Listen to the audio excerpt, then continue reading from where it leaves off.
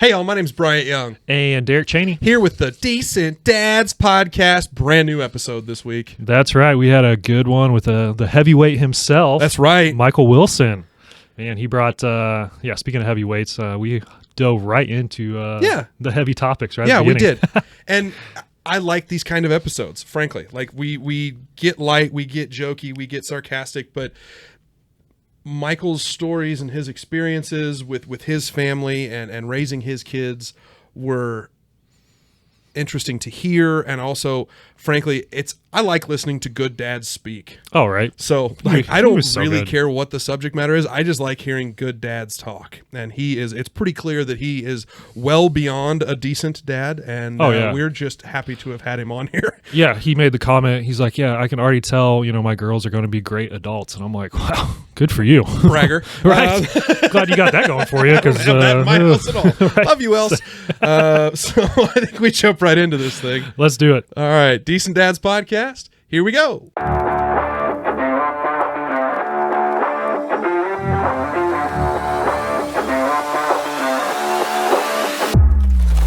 Welcome back to the Decent Dads Podcast. We're here to tell dad jokes, drink coffee, and build a community of dads navigating fatherhood together. I'm Bryant Young, fearless leader, co-host, girl dad, and your friendly local insurance agent based out of Springfield, Missouri. And now, before we get started on today's episode, please help me welcome the coolest co-host with the most, a fantastic soon-to-be father of three, and the home loan expert. Folks, put your hands together and welcome the incomparable Mr. Derek Chaney. How are you, Derek? Doing well. Great intro, my friend. Back at it. That's right. It's a good day for a good day. It's a good day. Like always, right? Another fantastic guest on the podcast today. This is going to be a good one. And we have some excellent hoppy coffee as well. Yes, we do. So who can we thank for that? Yeah, these coffees are actually brought to you by our friends at Buff Studio, the official coffee sponsor of the Decent Dads Podcast. Buff Studio is a full-service architecture, engineering, and design firm with offices in Bentonville, Arkansas, and Springfield, Missouri. Learn more at buffstudio.co. Thanks, Buff Studio, for your support of the podcast and Decent Dads everywhere. Buff Studio, be a buffalo. Thanks, Buff Studio. Buff Studio. But like I mentioned, man, we got a great guest on today, Michael Wilson, and it's kind of funny how I met Michael. Yeah. I was just sitting there at Architect Coffee. That's where it was, and I was waiting on my coffee, and Michael comes up to me, and he's like, hey, you're Derek. You do that Decent Dads podcast with Bryant, and I was like, yeah, you listen to that. Yeah. And he's like, yeah, man. He's like, you guys are doing a great job with that. So I was like immediately flattered by that. And anybody that tells us we're good at this gets to come on the show. Oh, right. It's really what it comes down to. That's what I was getting to. Like, we got to talking. He's telling me about how he's a dad as well too. And we was like, dude, let's get you on. So it took us a few months, but we got him on here. Yeah. So Michael, some people might know you, some people might not. So if you will, tell us who you are, what you do, give us your dad resume, tell us how many kids you got, what are their ages, and which one's your favorite? Sure. Yeah. Well, first of all, thanks for having me. Yeah. I was kind of a fanboy when I saw it. I was like, hey, I'm just gonna go say something. But because you're good, because you guys are in the same realm that I'm in, doing some podcasting. I'm a big fan. I've had some friends on the show, and it's cool to be here. So. It wasn't my end game. I just wanted to say hi. Yeah. But hey, I mean, it works, right? Maybe. I don't know. It worked out. I am Michael Wilson. I'm father of 4 girls, Quincy, Landry, Adley, and Macy. Nice. And they're between 7 years old and 5 months old. And holy crap. That's so many kids. So I have a great wife. She's a great mom. Right? But she stays at home, and I work. I run a few small businesses. I own Springfield Bookkeeping, Rise Accounting and Consulting, and then my most recent venture is Soapbox Studios, which is a studio for podcasting, which is awesome. Yeah. And you have a podcast as well too. And I run a podcast. What don't you do? Let's start there, maybe. Dude, sleep. I was gonna say, with little kids and that many jobs, I don't think you have time to sleep. I know that. Yeah, we're running around pretty fast and furious most of the time. I can only imagine. Right. But it's good fun. For you, man. Also, is that busy schedule? Does that prompt tantrums? I know you've got a decent range of ages with your kids, so I assume you've got some pretty good tantrums that you've dealt with over the years. Yeah, we've got tantrums. Tell us about them. What do you got? Give me some. We have 4 little girls full of emotions. That's a house full of estrogen, man. I love it. Like I said, they have a great mom who's really helps them be in tune with their emotions and lets them express them, and so yeah, we got plenty of tantrums. I think our third born, the 2-year-old right now, I don't know if it's a combination of being a 2-year-old and the third born. That's a tough age. But man, she can throw a tantrum. Like she is an immovable force when she wants to when she wants something or isn't getting her way. So most of the time she's naked. I don't know if that matters. Yeah, that's just part of it. But it's just kind of a like a power move that I can't do when we're arguing. So we're going at it. Yeah, that's and absolutely I can't take you is seriously. It's like you can have whatever you want if you put on some pants. Please put on pants. Yeah, there you go. Please put on pants. So, but she's incredible. She's very sweet, but man, she can throw some tantrums, that's good. and it usually comes in the force of or in the way of like, hey, I want a snack, and I'm not going to be denied this snack, and so I will lay down naked in the pantry or wherever it takes until I get the bar or the snack that she wants. Sure. It's really funny. Has that manifested itself in like a store yet or something? In a like what? Out in public or something? Oh man, that's a good question. We don't go out a lot. Yeah. Well, mostly because they can't all fit in the same car. Yeah, because we have to take 2 vehicles everywhere.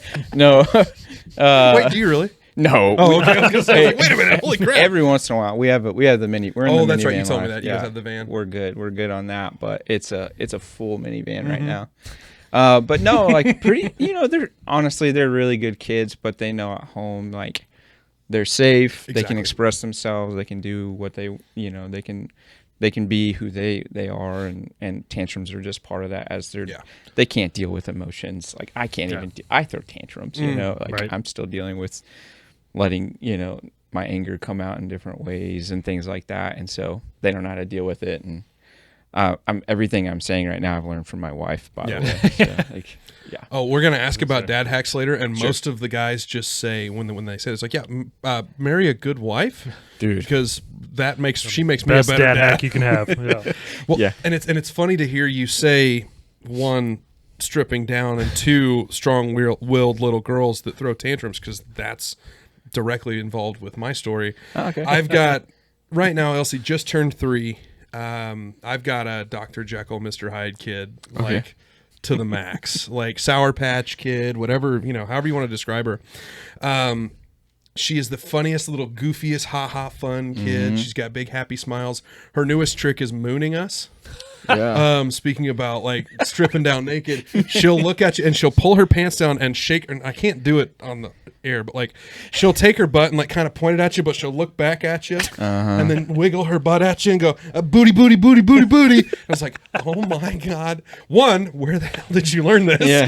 Oh, We know where she learned. Yeah, that. exactly. It takes the He's credit. like, I can't do this, but he's doing it perfectly over here. Like, no idea. Liv and I are very much like, okay, that's really funny. Only do that at home, please.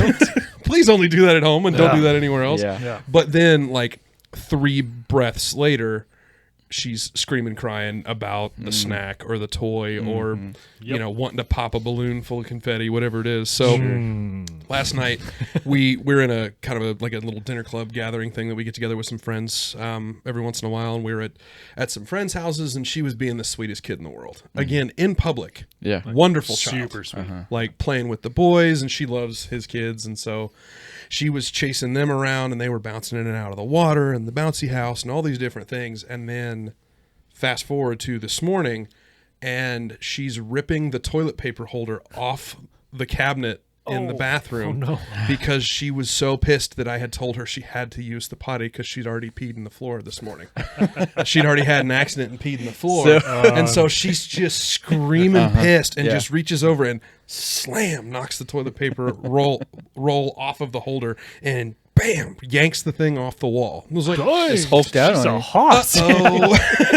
So, our tantrums are highs and lows right now. Yeah, There's no middle ground. It's either 0 or 1,000. And when you're in that young, that toddler stage, I think the going to the bathroom is like another show of force that I can't, just wherever I am, just go to the bathroom. But the most recent tantrum that you made me think of was she decided that going to the bathroom, going pee in the yard is an okay thing to do. And while we're in the backyard, sure, I let it fly. Yeah, it's fine. It's a country pee. Don't get it on your shoes, please. Right. But in the front yard, it's not an okay thing with neighbors that walk by. Speaking of mooning, walking the dog. And so when she got in trouble for that, it was a total meltdown. Yeah. So I guess we just got to be consistent. And I think that's the name of the game, right? Yeah. What about you, DC? Well, thanks for teaming me up, guys. Because we are potty training Brody right now. Oh, yeah. And it's actually going much better than expected. But yesterday, Liam had a t-ball game. And Brody's just playing in the grass, right in front of the bleachers there. And then his little cue when he has to go potty is he grabs his manhood, right? And so I see him do that, and I'm like, oh, Brody, you need to go potty? He's like, just shakes his head, yeah. And I'm like, okay. And so, I thought, okay, let's go to the bathroom, right? Well, then he tries to start pulling down his pants and his underwear right there in front of, again, this whole bleachers are all looking at him. And I'm like, no. Because, again, same thing. He's used to the country pee, right? So I, snatch him up real quick before he gets his pants down. And he's like, no, I pee in the grass. And I'm like, no, we're in public. You pee in the potty, right? And so, I throw him over my shoulder, and we're headed for the bathroom. He's, just kicking his little legs and whatnot. And, of course, he doesn't want to go pee in there. And it's a public bathroom, so it's kind of grody. Yeah. Right? Yeah, sure. And so I'm like, crap. I'm like, how am I going to do this? I don't really want to set him on the toilet seat there. And so, for whatever reason, I thought, oh, he'll stand on the toilet seat and pee down in the water. What and he thought wrong? That was the coolest thing ever. So he's like, heck yeah. He's like, let's do this, man. Sounds like a dad hack to me, man. Yeah, right. And so it kind of turned into a dad hack too. But yeah, that was just funny. That I thought you were going to say you ran out and grabbed a handful of grass and threw it in the toilet and had him pee on that. Next time, we need to follow up on that. Speaking of naked children, your kid did that last night too. Yeah. He just loves being naked, but then too, we realize he doesn't have near as many accidents when he's running around naked. So, okay, yeah. So we keep at home, we keep him naked a lot. Just because, we hate cleaning up after him. Speaking of blowouts that you talked about earlier off the air, we try to avoid those. Oh, dude. Yeah. But no, Michael. The next thing we ask everybody is, what's a good dad hack? Dad hack alert! That works well for you and your family, or maybe some good dad advice that you want to share with some other dads out there. So that's good, man. I've learned a lot of things, like I said, from my wife, but also from some older guys in my life, things like that.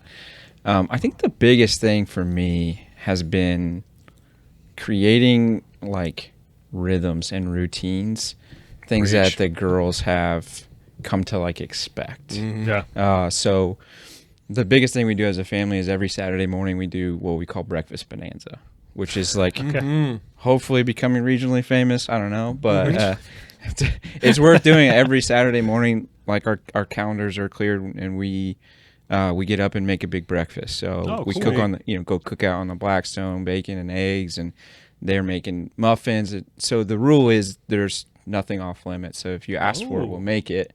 Sometimes it takes a little pre-preparation and stuff like that. But so and then we do it for birthdays too. But giant pancakes or muffins or whatever you want. Yeah. We just do it big every Saturday morning. That's cool. So they're always looking forward to Breakfast Bonanza. We do Friday night movie nights. So every Friday, we don't do a lot of screen time, which is, I'm not here to pick on anybody about that, but every Friday night we have a family movie night and we watch a movie and get pizza or cook pizza in the oven, things like that. And then having consistent dates with the girls has been really fun too. So nice. With 4, you gotta be very specific. Yeah, about that, it's getting more expensive because the first one it was this is easy. We just go out once a week and it's fine. But now I'm running out of days of the week to do it. But so having just that one-on-one time. Once you have so many, it's it's easy for one of them to feel kind of left out. So that one-on-one time. I saw this. I try not to be influenced by influencers too much, but hey, they're called that for a reason. I saw a guy that he takes his daughters on like individual walks. Cool. Every night it's another girl's turn, and they just like rotate each night, and they call it a dad walk. So Cool. like just creating, I think overall, just creating nice. those like expectations and rhythms and routines and things that they remember. I want them when they're older to say, we always did this, or my dad always did this with us. Like, I think that's something like I can strive for them to say in 20 years, you know? So I love that goal too, right? I like that. That's, I mean, obviously you want to, in the moment, you want to do the thing with your kids, but you can also help create those memory, those core memory things. Yeah. But you're doing it right now and you're thinking about it. That's really cool. Right. Being intentional about it. Yeah. Mine is way less philosophical and more physical. Physical. So I don't know if you guys saw it on the way in. We bought a $40 giant roll of white like crate paper, craft paper. Oh, okay. Yeah. So like relatively thick. It's not quite poster board, but it's also not like writing paper. It's relatively thick. And it's the greatest $40 I think I've spent as being a dad. Yeah. And it just lives under my couch in the living room. It is a place we can tape it over the edge of our coffee table, and all of a sudden we have a wonderful place on which to do art, so that we're not drawing on the floorboards or the floors or the walls or the windows or everywhere else we've already drawn. It also is great as like a tablecloth. For when we've had parties with little kids, or even like with my family, it's been kind of funny to do that with like the extended family out. We just roll a big white thing, and then we'll throw a couple of crayons out there. Yeah. And by the time the meal's going, everybody's drawing and dinking around or playing tic-tac-toe on the table. Yeah. And it again also helps distract my now 3-year-old from drawing on everything else, because she's definitely the like. She'll draw on the floors and wherever she gets a chance to draw. So if we can keep that paper. So I've got, I mean, the roll was like yay big around when we bought it. So it's, I mean, that much paper. It's awesome. So $40. Okay. The best $40 we've ever spent. Well, I noticed that at Elsie's birthday party, and I saw all the kids around that table coloring and stuff, and I was like, that's a genius idea. Hey, guess where it came from? My wife. It was not me. It was not a dad hack. That's a mom hack. That's not a very dad much. hack. That's very much a live hack. Telling on yourself there. I will. Gonna be honest. Oh man. Well, no, I'm stealing mine from. Well, I guess not stealing, because he gave me the advice. Judge Jerry. Oh, nice. Okay. A while back, he told me We need to get he'd be a Jerry good on guest. here. He'd be a good guest. But no, he told me, really he's like, if you're trying to get your kids like interested in something, he's like, go take them to go do it, but then leave before they're done with it, so that they're still interested, you know, before they get tired of it, right? So I was like, oh, that's interesting. So I was like, I've been trying to try it out the past few months, and so like I'll do like basketball with Liam out in the front yard, and we'll play for like maybe 20 minutes, which is a long time to him, and he still wants to play. And I'm like, all right, bud, it's like time to put the ball up, like we're gonna go do something else, go play in the backyard or whatever. And so now he asks me almost every day, he's like, hey, can we go play basketball or whatever? And same That's thing. solid, right? That's solid. That's how way to go, Judge. I was like, there's really something to that, because he was telling me his son-in-law does that with golf, because his grandson's a little bit older. That's exactly where my brain went. Yeah, he's like, well, they pay for 9 holes, but he's like, normally they only make it through 6 or 7, because then he can tell that the son is starting to get a little tired of it, right? So it's like, okay, well, we got to go now, and then he still wants to come back and play more, right? That's so pretty like, awesome. That's a great hack. Well, that's, right? yeah, I mean, That's incredible. and along those same lines, go introduce your kid to the thing, but don't be so worried about them doing the right thing all the time. Oh, like, right. Oh, dude. Dad It takes talked time. about this a lot, because my dad's a big golfer, and Drew and I are now in our 30s getting back into golf. But he tried to get us to play golf as kids, but he ran, definitely me, not so much my little brother, but he ran me off of it.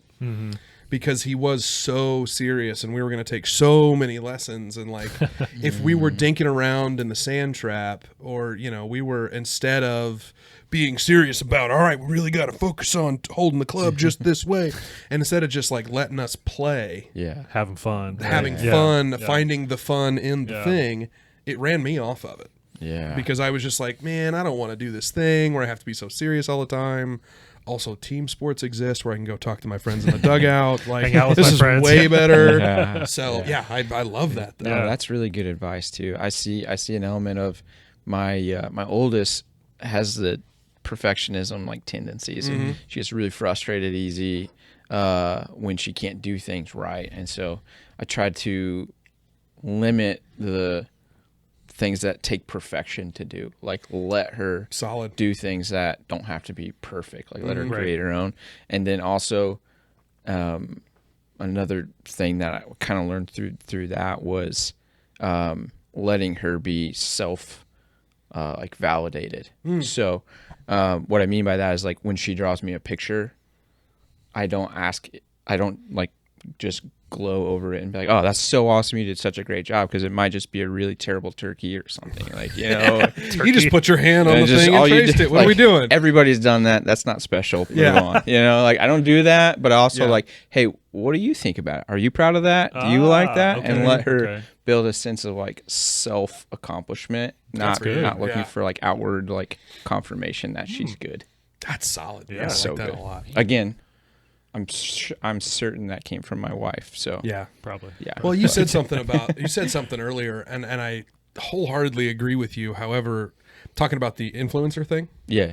Like, I think if you approach learning from influencers with a grain of salt. Sure. Yeah. That you recognize that not everything they say is gospel, and sometimes they're going to have shit advice.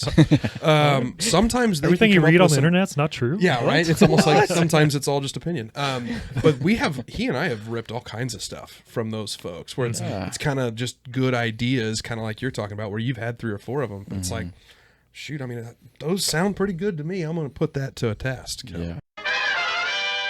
Well, Michael, let's kind of change directions a little bit, and let's talk about Landry. So she was born with a super rare disability, right? And so how has that affected you and Caitlin? And then, too, I know you brought this up when we grabbed coffee the other day, how it's actually affected your other girls as well, too. Yeah. So dive into that a little bit for us. Yeah, that's a pretty unique thing about my fatherhood journey, which has been a fun journey in itself. But yeah, so our 5-year-old, well, she's 5 right now, Landry, she has what's called alternating hemiplegia of childhood. Okay. Which I had never heard of it before. Yeah, that's the first time I'm hearing. Yeah, I don't think the doctor who gave us the diagnosis had ever heard of it. Oh, wow. Wow. That's terrible. Crazy. It's another terrible story where he like Googled it in front of us, which is just like, yeah, come on, man. But anyway, so yeah, having Landry alternating hemiplegia of childhood is it's an ultra rare genetic disorder. It causes, for her, it looks, she has a kind of an atypical presentation of it, but for most kids, hemiplegia is hemispheric paralysis. So for what happens, there's some kind of cellular thing that goes on where like half of their body, one hemisphere or the other, would be paralyzed for a short period of time, up like minutes up to weeks, basically. Oh, whoa. And so for Landry, what it looks like is she has full body paralysis, several bouts of that per day for like 5 to 10 minutes a day. And that's typically brought on by overstimulation, changes in room temperature. So basically we have to be careful about the stimuli in her environment. Sure. So she'll have, that's kind of a normal thing for her to have, that hemisphere or that full body paralysis. It also like kind of gets a little worse if she does get overstimulated. She'll have an episode that looks kind of like a seizure. So she'll have rapid eye movement, and then that's kind of our first clue that something's going wrong. And then she'll have what's known as like dysautonomia. And so, well, for her, what that looks like is she'll get really flushed. Dysautonomia is the dysregulation of your autonomic nervous system. What your temperature and heart, all those things, like it's all dysregulated. So she'll get really flush, and then she'll pass out, and then she'll wake up and throw up, and then like we'll have cycles of that until her body kind of like rests and resets. So it can be really scary. Yeah. 90% of the time she's not going through anything like that, but we have to kind of just be careful with her environment and what she's around. She's 5. She's kind of sitting up on her own, but not yet crawling or able to move around. So she just got her first wheelchair, which is awesome. She loves it, and she's nonverbal, but she's vocal. So she can be very loud, and so she has her own version of tantrums and things like that. It's kind of fun, but she has a great personality. She's hilarious. Like she I think she has my sense of humor, because she's like, it's kind of really like when her sisters are crying, she'll think it's kind of funny and she'll start laughing.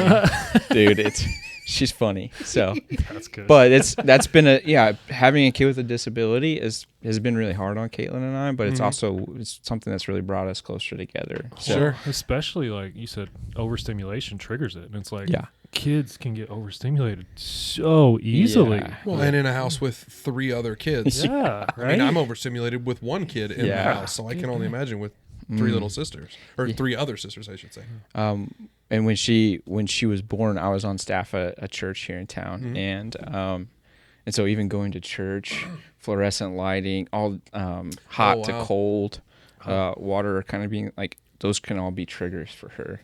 Gosh. And so so like, imagine a kid that can't be overstimulated going to church on a Sunday morning. With the lights and the drums and everything else. It's a bit much. So we've been able to, we're part of another church now, and it's been really great to have, they have a disability ministry, and it's been really cool. awesome. We actually helped start it, but my wife did, and but it's been really good. But for our marriage, it's been like one of those things that's really defined who we are, and it's kind of like pitted us against. It's like it's brought us close together, like we're us against the world type mentality, right? And so I have this tattoo for my wife. It says "Come what may." So that's kind of our motto, like our little marriage, like credo. Like that's what, no matter what happens, like we're gonna be together. Cool. So it's been really cool.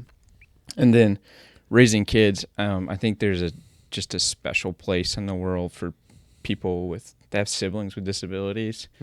So Landry has an older sister, Quincy, and then 2 younger sisters now, but Quincy and Adley are on, like, older and younger of her.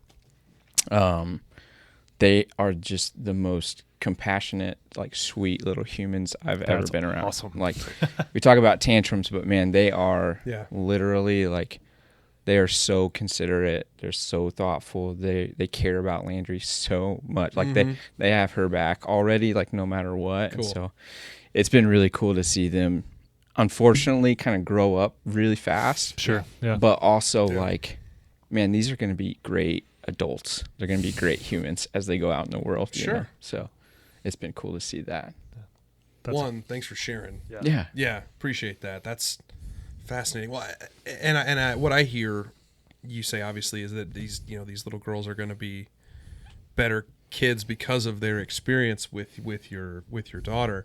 I mean, what a wonderful. Frankly, I think that's a little bit kudos to you and your wife, because those girls don't learn that without a good example. Right. You know what I mean? Yeah. Because I can tell you what my immediate reaction to some things are, and it's not good.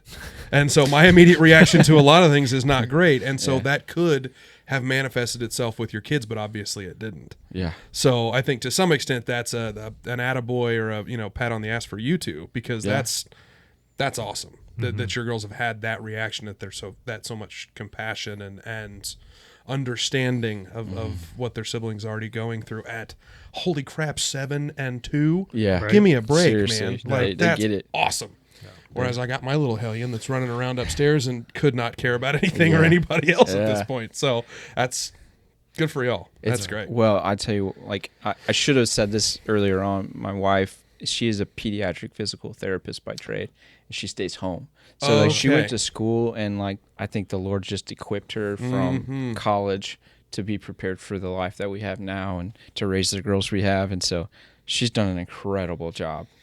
I mean, honestly, just super incredible. That's amazing. Like, just so uniquely gifted and like equipped to parent the kids that we have for real. So one of my really good buddies from college, their firstborn was born months and months, and I unfortunately it's been so many years, I'm not remembering how premature he was born, but it was significant, and he has long-standing issues that he deals with today, but his wife, in a very similar situation to yours, was a peds nurse. Oh, and so, like, if there was anybody equipped to handle this situation, it's amazing how the cards fell in the way that they fell, and the powers that be aligned the things that the powers that be aligned. It's amazing how that kind of thing works out. For sure. Well, so heavy topic. Yeah. Crappy transition. You've Hey, we do that all the time. Yeah, well, he's like, I'm used to it. Shift Okay, gears. go ahead. yeah, well, and it's not so It's much like, how of a do gear you shift shift from that? But I'm just, frankly, I was trying to think of a pun and I just didn't have one. You and a friend have a podcast where you guys talk about heavy topics, heavy subjects. You call it Heavyweights. Yeah. For a reason. I mean, it's heavy conversations.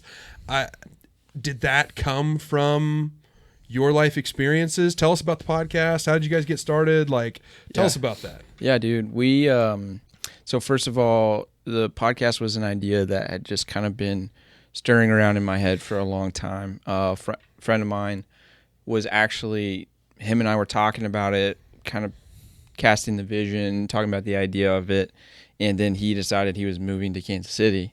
So it was like, well, but he introduced me to a friend of his, Jeremy Meyer, who he's my co-host now. So I just called Jeremy and I was like, hey, I texted him. I was like, hey, you don't know me, but I've got this idea for a podcast. My buddy Trey is the one that introduces us. I said Trey thought we would be a great fit to do this together, and let's talk about it. So I kind of waited by the phone like a girl in the 90s, just like, please text me back. Please text me back. In the kitchen under the phone, right? So he called me one day, and I'm sitting there talking to Caitlin, and I was like, Jeremy's calling. She's like, go. And Oh my God, I'm so nervous. She's like, took all the kids, and I went and hid in the room, and we talked for like an hour and just talked about the vision and what it is, and really the goal is like, and I think this week is actually like Men's Mental Health Awareness Week, which I just learned that, and we probably should have done something. But so should have we. Hey, we can still talk about that, but so the goal of the podcast is to be a like a community, to build a community for men that are for all men, basically, because we all carry weights, pressures, and expectations every day, especially if the way Jeremy says, if you're living life and giving an honest effort where you're at, whether it's at home or at work, there's weights that you are responsible for carrying. And so I like to use the backpack analogy, and so that's kind of what was the idea for the name. It's kind of a play on words there, where we all have, like, everybody that you see has like this invisible backpack that they're carrying around, all the crap from their day, all of their history, all the baggage, pain, and good things and bad things, right? And the idea is, as a man, like, you need to be strong enough to carry the bag that you've been given, but you also need to have a community that can help you identify when something like a kayak does not fit in a backpack, right? Like, hey, that thing that you're carrying around, you shouldn't be carrying that around by yourself. And so you need to have guys in your corner that are helping you carry the weights that you need help carrying, or help you set those things down and move on. Yeah. So that was kind of the idea, and we all want to be heavyweight contenders. We all want to be the guys that are, the man in the room, and so that's hopefully what we're curating and doing through heavyweights. Love that. Yeah. Well, and that was a big reason kind of why we started this podcast as well too, is just sharing those stories, right? Because I think as men, we kind of get caught up in our own problems, and it's like, oh, it's just my problem. I'm just going to bottle it up and forget about it. Right? Mind vice. I'm going to crush it with my mind vice. And that doesn't always work so well. No, it doesn't. And so, I mean, it doesn't stop me from trying. Yeah, we had me and a buddy was talking, and he was telling me kind of how he was struggling as a parent too. And I was like, dude, I'm struggling too. And then that just kind of snowballed into, hey, let's do a podcast as well too. So I love what you guys are doing. You know, I've listened to several of your episodes as well too, and you guys, you do hit on some heavy topics. But it's great that you're sharing that and to get those stories out there and let other guys know, like, hey, you can share your stories too, even if it is heavy. You know? Sure.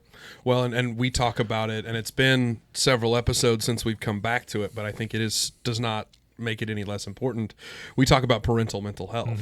That it is, and we can only really speak from the position of the dad side of it, but like we talk about parental mental health a lot, that the added load, the added bandwidth that all of a sudden you need to be ready for. Yeah. And or, you know, we had a guest on who talked about his wife's experience with postpartum depression. And that was obviously a struggle for her, but also him being a fixer, him being let's buckle down and, you know, which bolt do I need to tighten and which nail do I need to hammer in, and okay, it's fixed now. It's not how it works. No. And so like recognizing the importance of parental mental health and it's okay to need some time. It's okay to need that decompression time. We talked about this like when you were talking about when we had coffee the other day. You said something about like when you need a break, or like when your wife was like, well, you want to go do something by yourself? I was like, yeah, I want to be by myself. Yeah. Yes. Yeah. So some quiet time. Yeah. Some quiet time. Well, since I was a kid, I was raised. I had only sisters growing up. And did you really? I don't want to just. I'm not. I'm just like, hey, I'm used to it, but man. Hey, sometimes I just need 15 minutes of quiet, you know, and that's okay. Crazy. That's okay. And my wife gets that about me, and she gives me that space, and I give her the things that she needs too. But man, that's a real thing too. Yeah, you're not alone. We've had so many dads on here talk about like on the way home, you know, from work or right after they leave home, like just pulling in a parking lot for like 10 or 15 minutes, complete silence. Okay, I'm recharged. Let's do this, you know, so that they can be a better version of themselves. That's not selfish. That's preparing yourself to give an honest effort where you're at. Exactly. Well, and we don't live in a town big enough for there to be like a commute. For you to have a half hour to, you know, just turn on. It's like I live and work within like 2 miles of each other. There's not a lot of travel. Commute? What is that? What about Michael?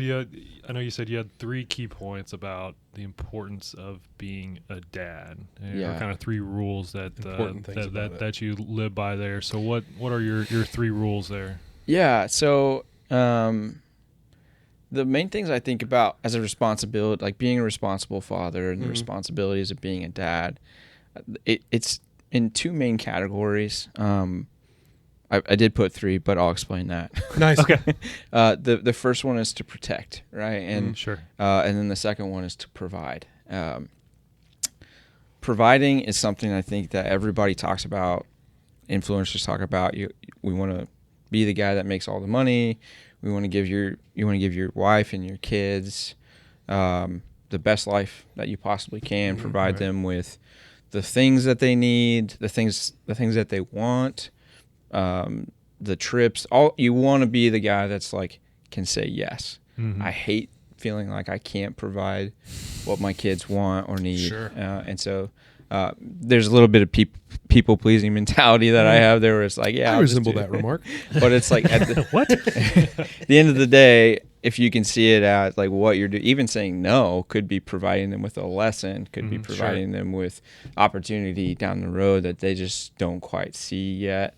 And so it's your job as the dad to see, like what are the opportunities that I have to provide? Do I need to be providing this thing that they want right now, or do I need to provide an opportunity for them to wait, or things like that? And then the other thing is protecting. So obviously, like I want to be strong, and if something were to ever happen, I mean, I live in a pretty nice neighborhood. We don't have a lot of crime, any things like that, but I know it's my responsibility if something were to happen to protect my family. But I think it goes beyond just like physical protection. Like I realize that I need to be the protector of my family's time. So that's been a thing that I learned recently of like, I'm capable of protecting my family, but I'm not like required to do that physically on a regular basis. Sure. Right. Yeah. And so how else do I protect my family? And so some of that is like saying no to different sports activities that they want to go like be involved in, or things that would cut into those like routines I was talking about earlier. Sure. Like for our family, it's important that we have that Saturday morning breakfast bonanza. So it's my job to protect that time. It's my job to protect our time to go to church on Sunday morning, and not have to be traveling out of town. Now, our kids aren't in that stage of life yet where they're like really busy. So no shame in that. But I'm going to protect the time that I get. We don't get very long to impact our kids. And so I'm going to talked about that a few times. It goes fast. Dude. It does. I'm going to get weepy if we keep talking about this. Dude, I literally looked at my side note, looked at a picture of my 5-month-old next to a picture of my 7-year-old when she was 5 months. And it's like copy paste. Yeah. And it's just like, wait, you were, and I couldn't tell them apart at first. And I was like, you were just this small, Right? 6.5 years ago now. And so anyway, so being a protector is a big thing. And then the other thing I said is just to do it with gratitude. And one of the things we talked about with heavyweights, where I learned something from Jeremy on air, was there's people that have a have to mentality, a victim mentality. They're like, oh, I have to do this. I have to get up and make my kids breakfast. I try to take the approach, historically, I try to take the approach where I get to do those things. I get to get up early so that I can get my stuff done and get my kids breakfast and spend time with them. I get to do that. Like that's an honor, and I get to do it with gratitude.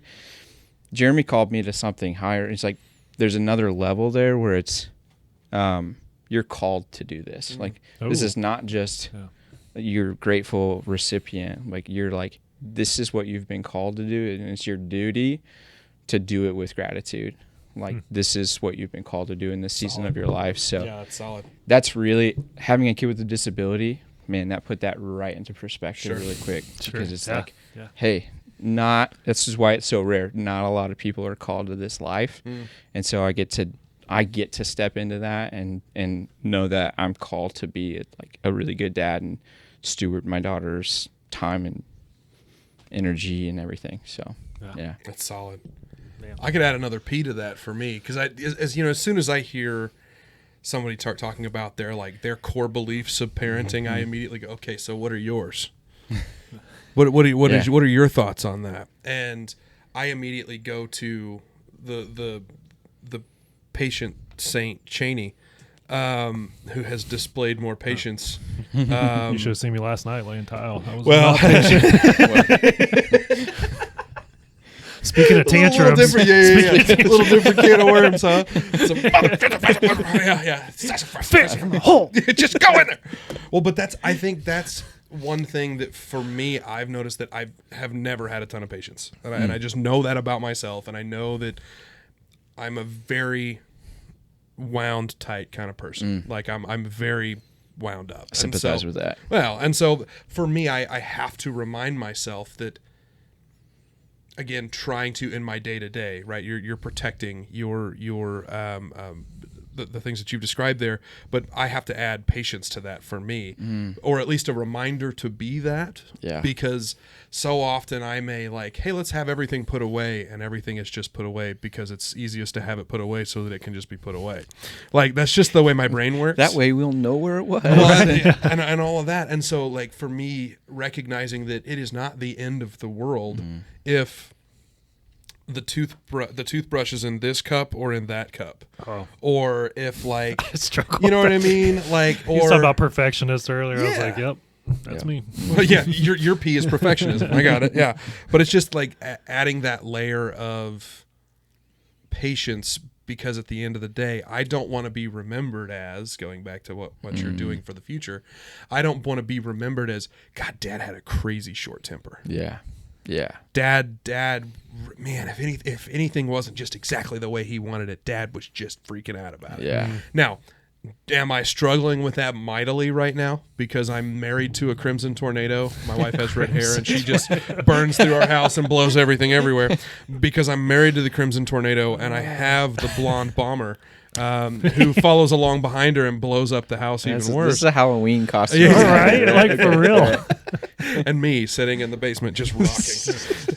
I'm fine. Just in the Everything is fetal fine. position. Just don't go upstairs. But at the end of the day, none of the crap that I'm freaking out about Yeah. matters. Yeah. None of it matters. Yeah. But it's still that ingrained, wound up thing that I have to unravel a little bit. I have to unwind a little bit. Yeah, I think I can, like I said, I could sympathize with that. Yeah. I made this observation to my wife. I was like, I think my 2-year-old, like when she says things like the other day, she was like, "Dad, I don't want you and I don't need you." I'm like, first of all, wrong. False. Wipe your own butt. Then. Want to bet? Good luck. Good luck with that. But I was like, I don't think she's trying to disrespect me. I think she's 2 and she's trying to let some emotions out. Yep. Right. And it's so much of the time I take that as like being disrespectful or like them not picking up after themselves or listening to what I said or doing like brushing their teeth when it's time for to go to bed. Those kinds of things. Like they're just they're just being kids. Right. And sometimes I want to. It's so funny. Like I said, don't ever want them to grow up, and then like I want them to grow up. Yeah, but Be please more go wipe your own butt. self-sufficient. Come on, Yeah, man. yeah.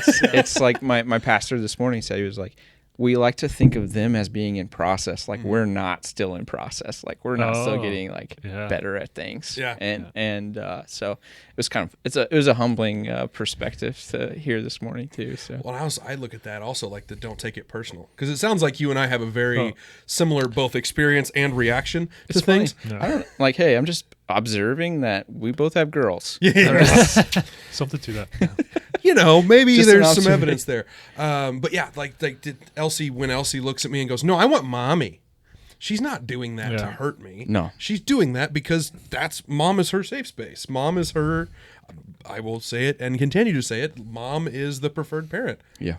Them's the breaks, Dad. Yep. So instead of trying to control something you can't control, let's control our controllables. Yeah. Yep. And not have a freaking heart attack over something that she's not doing personally to try and hurt you. It's just a thing you're going to deal with. Dude, that's so good. Right. Have some grace too with kids. I mean, just like Yeah. you guys are talking about, like they're not always going to do the right thing. They're not expected to always do the right thing, right? Yeah. They're 2. Right. Yeah. And They're 3 and 4. As soon as there's so much learning to do. As soon as you start doing the right thing every time, Ooh. then you can hold them. to There that. you go. Right? It's almost like there's a 20 years later. proverb right? about glass houses and rocks and logs and eyes and things like that. Yeah. Yeah, dude. I'm telling you. Being a parent, being a dad, especially when you have a great mom, it's like one of the most humbling things, dude. I'm For telling you. real. Yeah. How my wife handles On a daily situations basis. versus how I handle them. You're like, gosh, you're a saint. Oh, so that's how it's supposed to look. Yeah, Why right? didn't I think of that? That makes Right? way more sense. Yeah. All right, we're gonna do the lightning round now. We haven't done this in a while. and haven't. Let's bring it back. I think they're kind of fun just because it gives you a chance to really get into who you are as a dad and like your reaction to things. I mean, we've heard a little bit about some of this stuff. So, Yeah. what is your go-to in a hurry and it's just you meal for the kids? Oh, You're dude. solo dadding. What's the go-to in a hurry meal? It's a pizza. Solid, Okay. Like Yeah, straight pizza. Whether it's like Domino's is super fast in my house. Like it's, Yeah, I'm into it's this. crazy how fast they can get there. So pizza. Solid. Yeah, Okay. Definitely. You've had a little too much fun the night before. All right. Maybe you're feeling a little fuzzy the next morning. Okay. What is your go-to hangover distraction for the kids? You've got like your head's buzzing a little bit. Yeah. It's like, please get out of my face. I'll be awake with you, but please get out of my face. What's your go-to distraction? Bluey. No question. Oh, I mean, Give me some. Give me some. Like, is there Yes. anything else right now? No. Like, it's such a good show. I will say. So good. I will It's so say- wholesome. So growing up in the 90s and early 2000s, I had sisters who loved the show Kim Possible. You guys Sure, remember that? sure, Okay. sure, Remember that? Okay, Yeah. so my 7-year-old, it's on Disney Plus now, and she's in love with it. And I thought, man, this is so awesome. Like, it's like relive part of my childhood with her. Yeah. But now all she wants to wear is like these crop top shirts. Crap. This backfired. No. What about, okay, it's sunny Sunday afternoon after church, and mom is gone. Go-to activity with the kids. Oh, dude. we have a couple things. One, like I said, we live in a great neighborhood, so we usually just like load Landry up in her wheelchair, maybe a stroller for another kid, and we just cruise around the neighborhood. Go for a walk. Yeah, Nice. Solid. We also historically they're getting a little big, but we bought a bounce house. Wasn't my idea. I was pretty against it when we first got We it. both own bounce houses. Dude, I'm telling you, it's the thing. real blow thing. that thing up Yeah. and send them out there. It's amazing. Takes 5 minutes and wears them out. Yeah. Pretty good. Yeah, we Pretty both. solid. And they're also like $150. I know. It's So like comparatively inexpensive. yeah, for the amount of if work it was, that you can get out of it. Yeah, if you could only use it once, that would be ridiculous expensive. But like we just blow it up and it's pretty awesome. Dude. Yeah, we talked about this last night. That's girl math. Price per use, as opposed to actual cost. It's price per use. Price per use. I like it. Yeah. It worked out. I was humble. I had to eat some crow with Caitlin there. Yeah. Did she come to you with the idea? And you're like, just of definitely course her. not. No, What are you we're talking not gonna. about? We're not gonna be people that own a bounce right. house. Like we're Same. like Sure. I was that guy, and Yeah. then they bought one, Mm-hmm. and I made fun of him for buying one, and then I come over here and see how much fun the kids are having. I'm like, okay, do it. To We're be doing clear, I had it envisioned as the ones that were rented out to birthday parties when we were kids. Yeah. And so I was like, no, because it's going to be $5,000. And she's like, no, it's $150. And then I immediately went to, well, then what is it? Because I don't know how you make something that is that huge. I still had the like 15 by 15 thing envisioned. Yeah. But it's normally, $5,000 and now it's $150. Is it made out of trash bags? Like, what are we talking about right now? Yeah. Go to arts and craftsy thing with the kids. So funny enough, we had the roll of paper thing at my office. So, being a business owner, I bring kids to work with me all the time, and I had one of those rolls of paper like mounted on the wall, and then like down, and would like you could pull it over a desk, and they could just sit there and cover or color. Sorry. But then I don't do a lot of arts and crafts with the kids, but we have a ton of stuff just upstairs, and my daughter's our whole upstairs is one big room. It's not nice. It's got a bathroom and then just kind of one big room. Open room, and so yeah, we usually have just markers laying around and crayons laying around and things like that, and so we have they love to draw and color. Nice. So last one. Okay. Stereotypical dad hobby or dad thing that you have adopted. Think whiskey, grilling, woodworking, beer brewing, lawn mowing. Like, what is the stereotypical dad thing that you have adopted over the last 7 years? Garage gym. Garage gym.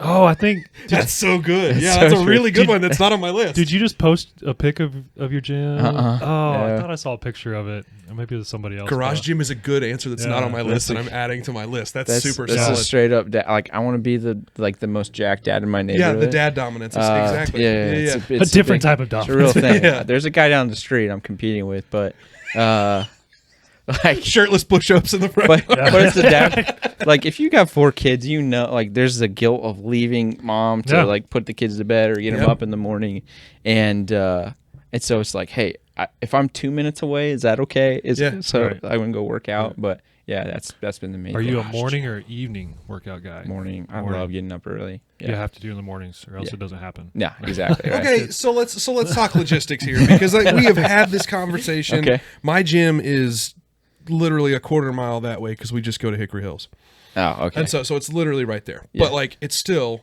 out of the house and not within yell's reach.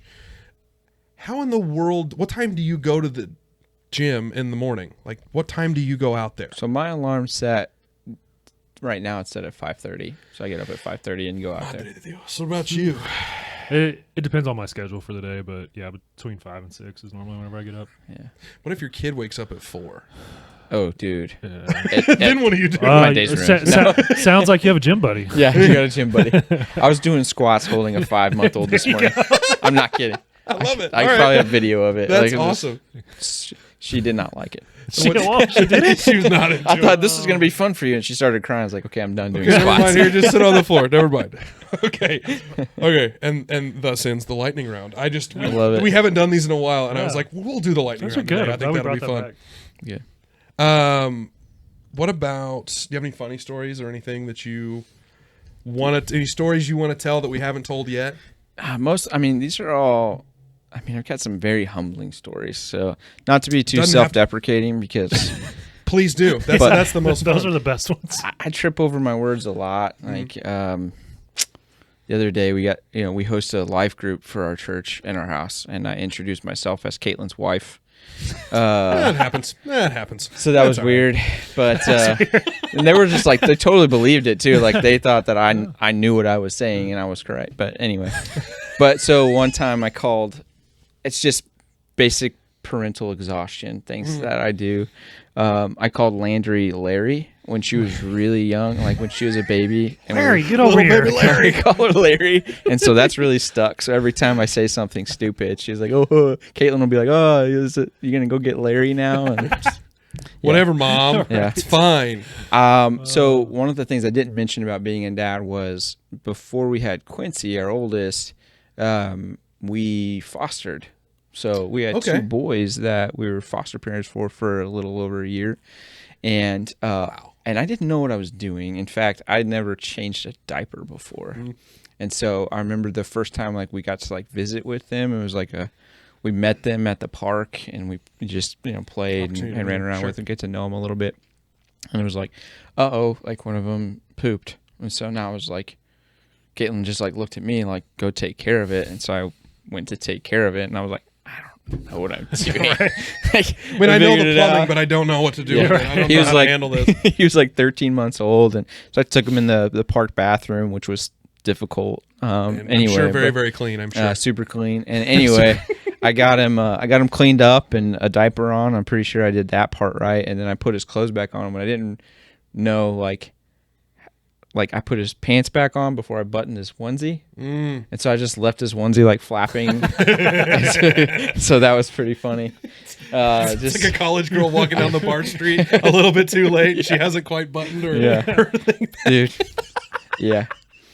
And then I was thinking about the exhaustion thing. I think we had Quincy.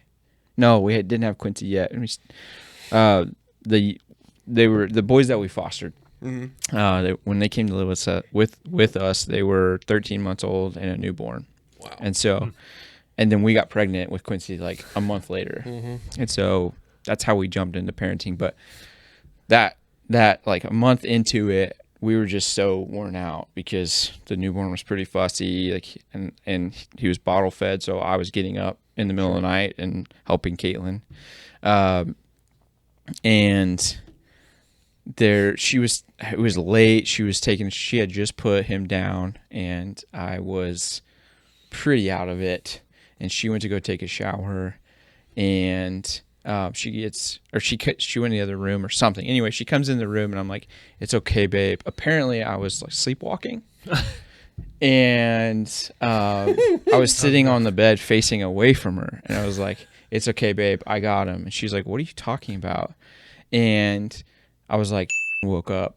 That was his name. We might need to go back and take that out. But anyway, I was sitting there, and she was like, "What are you talking about? I just put him down."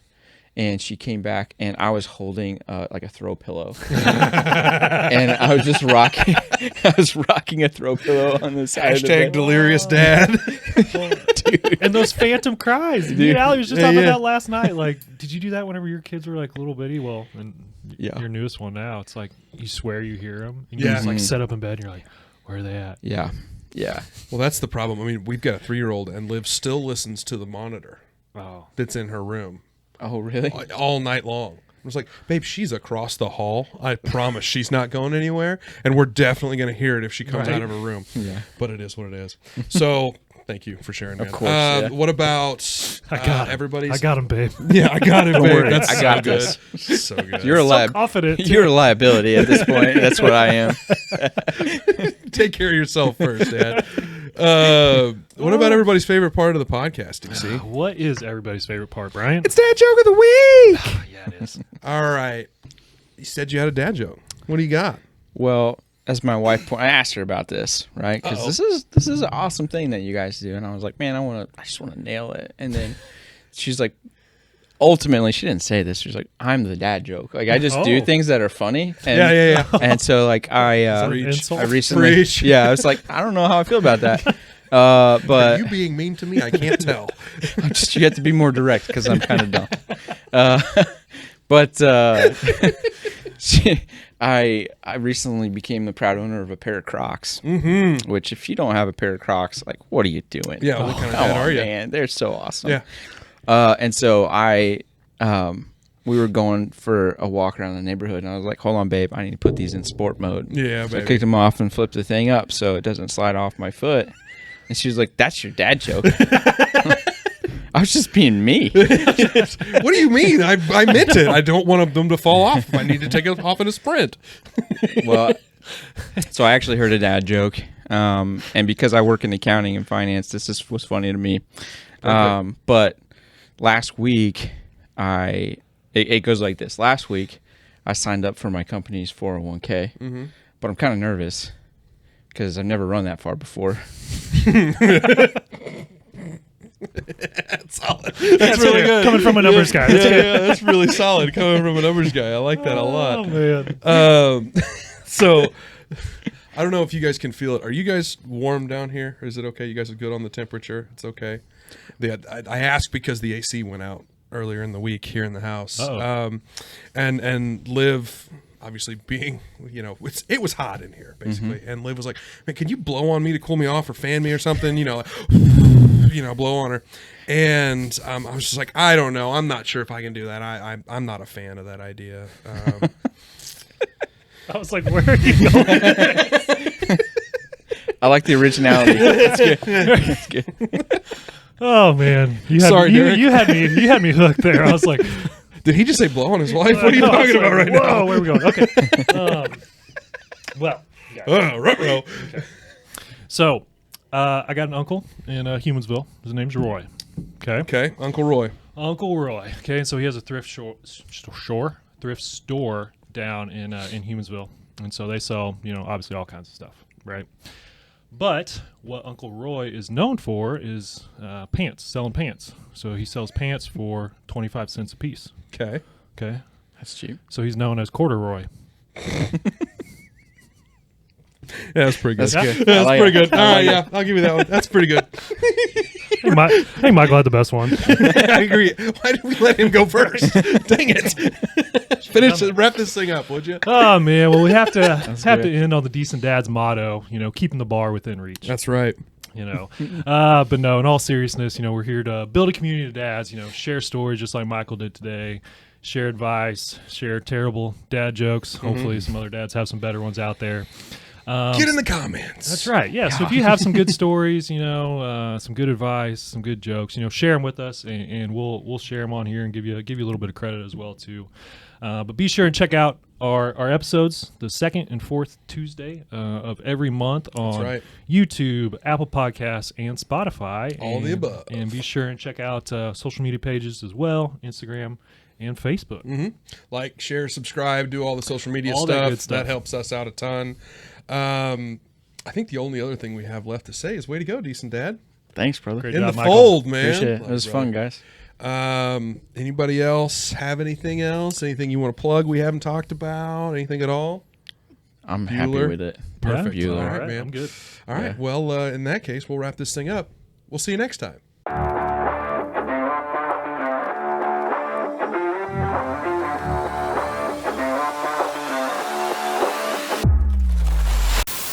Allie's pretty good, but she'll give me a look when the boys are like still too rowdy at bedtime. Yeah. And like same thing, she's like, threat. Yeah. Get him, Dad. Get him.